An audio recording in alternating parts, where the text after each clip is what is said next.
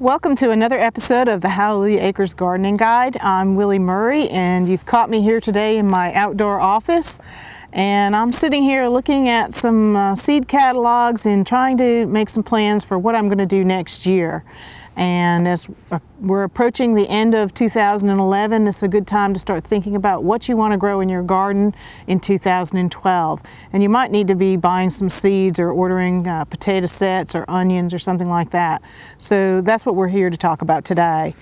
I've got an assortment of catalogs. I get all kinds. Once you start subscribing to gardening magazines and all, you usually will get an abundance of seed catalogs through the mail.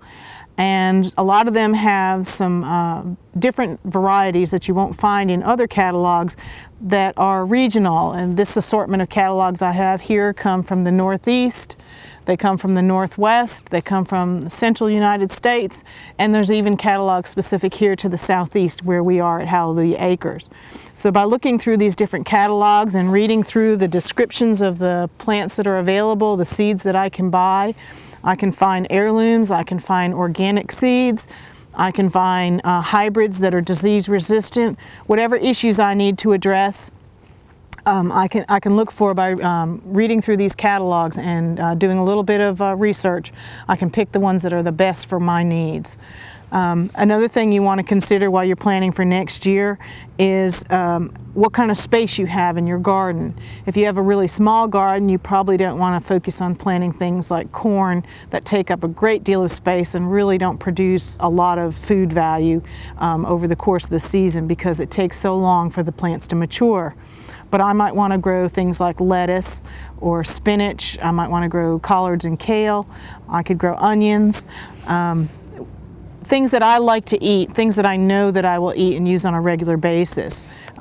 Tomatoes are very popular, so that's another thing. When you're ordering seeds, especially this time of year, you do want to consider when do I plant those seeds.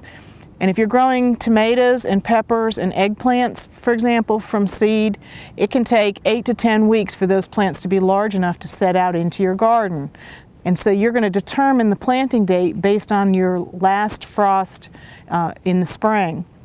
And those dates you can find for your specific region by checking on the internet and doing a search for the frost-free dates at your location, at your zip code.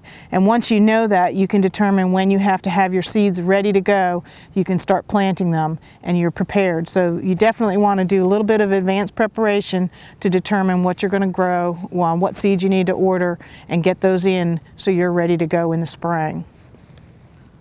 Another thing that you might want to consider when you're making your selections is what plants are difficult to find that are clean and free from pesticides.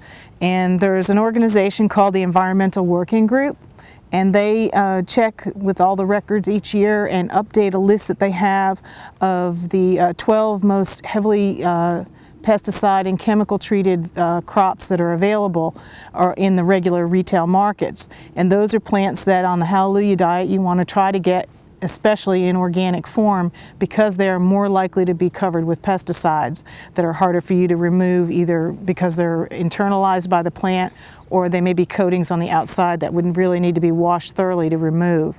So those are things you can check on that list. We'll post a website link so that you can get directly to that Environmental Working Group list and see if there's any plants on there that you might want to try to grow in your garden. So I hope those things will help you get planned for next year, and that's it for this episode of the Hallelujah Gardening Guide. We look forward to seeing you next week.